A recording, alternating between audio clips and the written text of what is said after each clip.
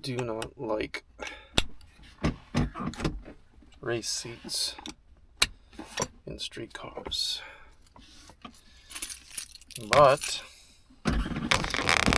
this car already has them in.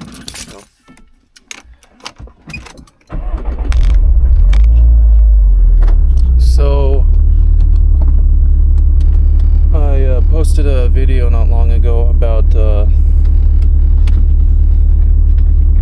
WRX with Garrett G30-770.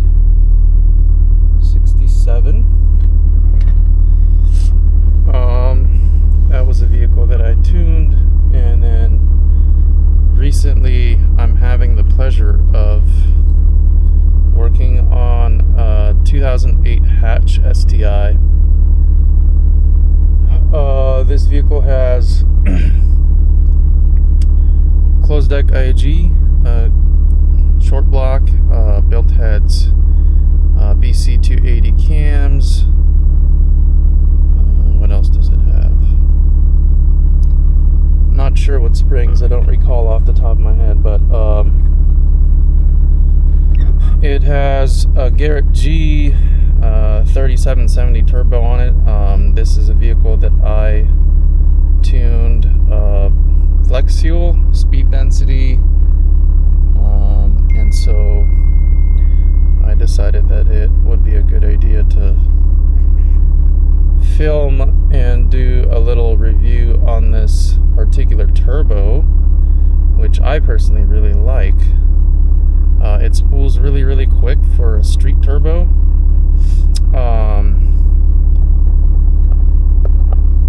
It would be a good option for a Subaru engine, definitely. It spools, like I said, it spools quick. It sounds good for those people that like, turbo whistle, because of the anti-surge cover, and it does perform well. Very wide power range. It does not fall off up top, so that's a plus. So I'm over here fine-tuning some warm-up stuff, and take you guys for a little spin here. It's kind of difficult to film in one hand and do pulls in this thing. Normally after I tune the car, I go out and do street pulls and log it to make sure everything stays where it needs to be. But the more power the vehicle has, the more difficult it is to kind of multitask and drive the vehicle, focus on everything. And yeah, this vehicle does come on pretty hard, and it's kind of difficult to handle the camera, steer, watch the laptop and all that, and so this might not be the most stable video.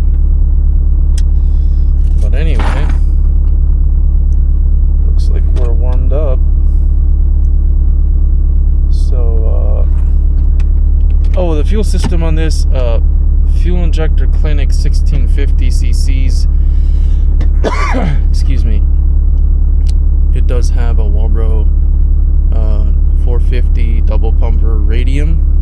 So it's got the Radium hanger, 2 Walbro 450s. Second pump comes on 10 pounds. It does have the Iwire plug and play harness that plugs into the stock fuel pump controller. So have very seamless install on that, and it performs really well. I guess I should say it's user friendly, kind of nice to not make your own harness and all the other stuff, because it can be a pain for those that don't know their wiring diagrams and have difficulty with that. So this is still an involved install, but it's a lot easier than making your own kit, and it works good. Never had any issues with it. So as far as tuning goes, I tuned this car on a patched ROM. It is not using Cobb or Ecutech. It is technically paid open source, and it is flex capable. It's got really cool features like rolling anti-lag, launch control, flat foot shift, rev match, all that kind of stuff. Although for this particular vehicle, I just have, you know, your launch control, flat foot shift, and all the other necessary stuff for flex flow to work. So, all right, let's see if I can drive.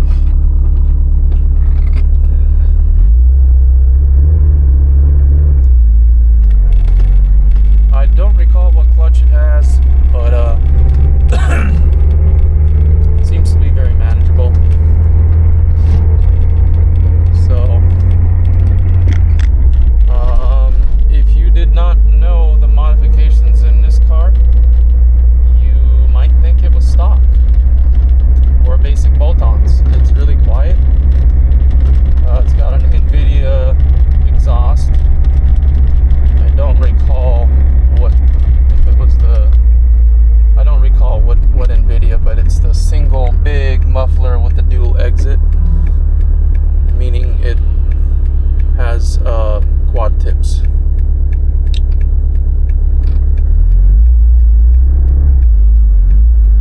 These injectors on pump, they do tend to be a bit, well, I guess I should say they're a little less stable. So I have it idling at about 13.5, which it's a bit more stable, you know. On 85, 14.7 is no problem. And they did idle at 14.7 on pump too, but they weren't as stable. Fuel trims were kind of bouncing around a lot more, and yeah, the 13.5 is acceptable and makes it idle much better. As far as the idle speed, about 1,050 RPM. It does have dual EBCS still, so.